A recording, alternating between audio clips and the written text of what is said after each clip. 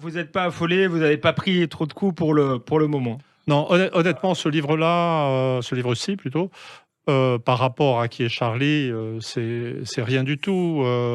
J'attendais pire, hein. J'attendais pire parce qu'en fait, la sortie du livre, c'est très bien faite. J'en ai discuté avec des tas de femmes intelligentes qui comprenaient parfaitement ce qu'il y avait dedans.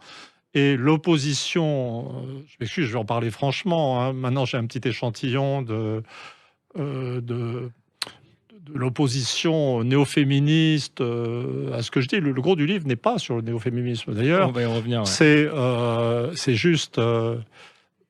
comment dire, c'est écrit pour l'essentiel par des personnes, femmes ou hommes, qui n'ont pas lu le livre.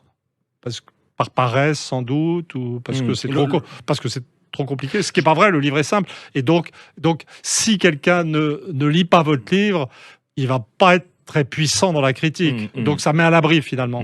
Donc voilà. Justement, oui, je dirais, là, vous voyez, je vais glisser de l'anthropologie fondamentale à la géopolitique. C'est-à-dire que si on fait de la géopolitique, on doit partir d'une carte du monde, des cultures, de l'histoire de chaque pays. Mais ces cultures ne sont pas, c'est ça qui est intéressant, ne sont pas des cultures infiniment diverses et qui n'ont pas de cohérence géographique. C'est-à-dire que les cultures bilatérales, vous allez trouver l'extrême Occident, ça ne sera déjà plus complètement vrai pour l'Allemagne et pour le Japon, qui avait un privilège masculin beaucoup plus important que la France ou l'Angleterre. Il va y avoir l'ensemble des Amériques, avec quelques différences en Bolivie ou sur le plateau central mexicain. Ça va être l'Asie du Sud-Est, musulman, dans le cas de l'Indonésie, qui est le plus grand des pays musulmans et qui est très féministe, en fait.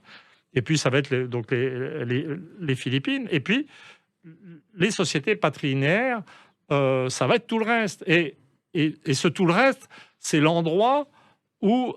c'est tous les endroits où l'OTAN a des problèmes. Vous voyez, c'est-à-dire que tout d'un coup, vous dire que l'OTAN, ça n'est pas le machin qui lutte contre Poutine, ça n'est pas le machin qui voudrait entraîner les Européens ou qui a réussi à les entraîner à Kaboul ou contre la Serbie, ou qui essaye de créer quelque chose de similaire en Asie. L'OTAN, on pourrait dire, ça cherche à être l'organisation militaire des systèmes de parenté bilatéraux. J'exagère un peu, je déconne. Non mais, je continue. Je me disais, comment essayer de classer les partis. Puis en plus, l'électorat de Macron est devenu complètement indifférencié socialement, ce qui n'était pas aux dernières présidentielles. Avant, c'était les catégories sociales supérieures. Maintenant, il ne fait pas tellement moins chez les ouvriers. Alors je me disais, peut-être qu'on devrait maintenant situer les options politiques, au moins dans les sondages, en fonction dans un monde complètement perdu où plus rien n'existe, comme des espèces de sentiments bruts. Alors je dirais, Macron, qui a de fortes chances de l'emporter, c'est le candidat de la peur. C'est les gens qui ont peur et qui se raccrochent à l'État. À une stabilité, à un statu quo. Voilà. Donc, je dirais, l'électorat qui reste un peu plus populaire de Marine Le Pen, je dirais, c'est le candidat, Marine Le Pen de la colère.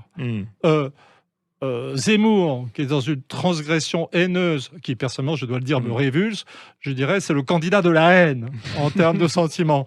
Mais si vous me demandez pour Hidalgo, sans faire attention au sexe, je dirais, c'est la candidate de la bêtise. Vous voyez, j'essaie de...